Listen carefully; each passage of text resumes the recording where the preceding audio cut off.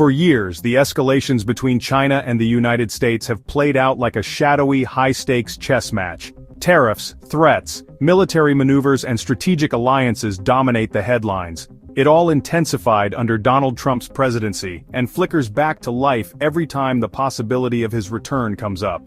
And while it might seem that China has remained silent under these provocations, the truth is far more complex. Behind that quiet exterior, Beijing is anything but passive. China moves, plans, and subtly sets the stage for what could be a global showdown. To understand what's happening beneath the surface, we turn to an idea proposed by John Mearsheimer, an influential American political scientist, in his book. He argues that history shows great powers are destined to clash, especially when one begins to rise as a serious threat to the global dominance of another. This, he suggests, is the tectonic shift we're watching unfold in real time. China's calculated attempts to replace America as the leading global power. But how is China, once dismissed as a copycat economy, pulling this off? And why does it feel the need to challenge the United States at all? Let's break it down. If you ask Chinese leaders, history has made one thing very clear. The world isn't big enough for two great powers at the top. Either you rise to the challenge or risk falling in defeat.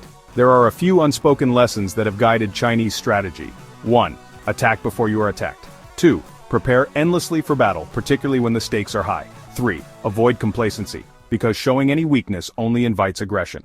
Now let's zoom out. From Washington's perspective, the rise of China is the single greatest threat to American hegemony, and the United States is playing every card it has to contain Beijing. Look at the world map, and you'll see a strategy designed to box China in. To the east, the Pacific waters once offered China relative free rein, but not anymore. The United States has rallied a growing network of allies right in China's neighborhood, Taiwan, where American weapons and influence are stockpiled. Japan, a historic rival with thousands of U.S. troops stationed on its soil. South Korea, a key U.S. ally with its own disputes with Beijing.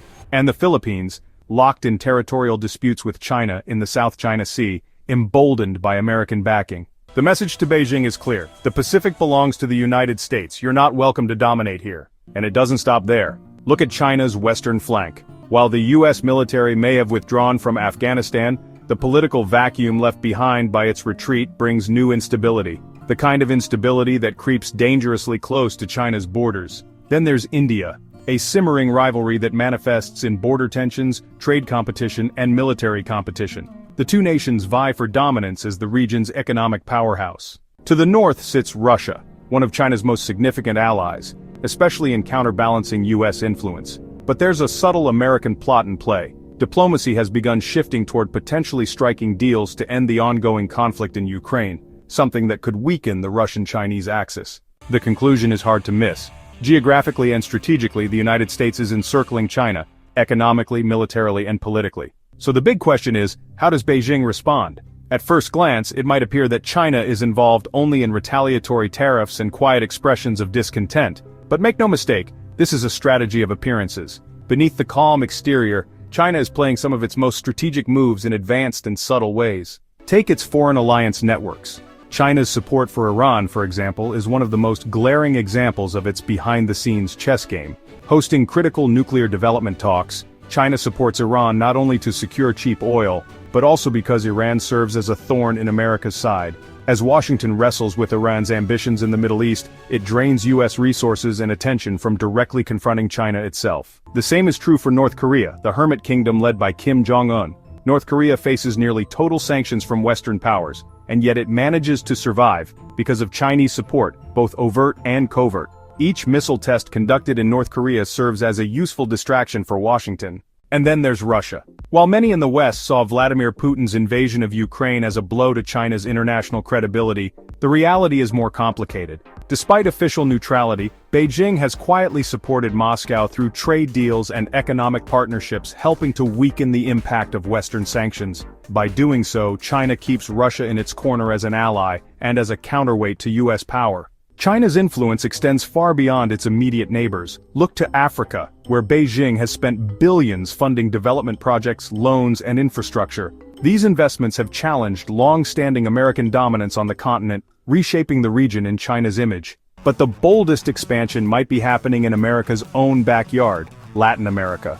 Over the past decade, China has cultivated relationships with leaders in Venezuela, Cuba, Bolivia, and beyond, often funding projects or governments that directly oppose the United States. Chinese investments in Colombia and Mexico have also increased, signaling its ambitions aren't limited to distant continents. Not even the icy north is off limits. Greenland, home to strategically valuable resources, caught the attention of Donald Trump, who famously wanted to purchase it. Why? To stop China from advancing its Polar Silk Road, which ties into the broader Belt and Road Initiative, a trillion-dollar project designed to economically encircle the globe. Then there's technology and military power, the twin engines of modern dominance. China's goal isn't just to catch up to the United States, it's to surpass it outright. By 2035, Beijing aims to field the strongest navy on Earth, something that aligns perfectly with John Mearsheimer's observation that global power belongs to those who dominate the oceans.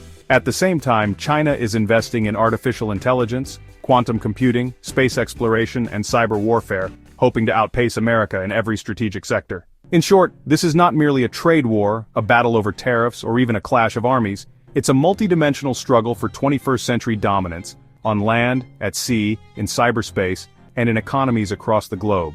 So where does this leave the United States? Washington is acutely aware that losing its grip on global dominance isn't just a possibility. It's a question of when and how the balance tips in China's favor. For now, the two nations continue their strategic dance, each waiting for a decisive moment to make their next big move. And when that moment comes, it won't be a gradual shift. It will arrive like a storm, reshaping the global order in ways we can only begin to imagine. China, with its quiet intensity, prepares as America watches, cautious and bracing for the surprise still to come.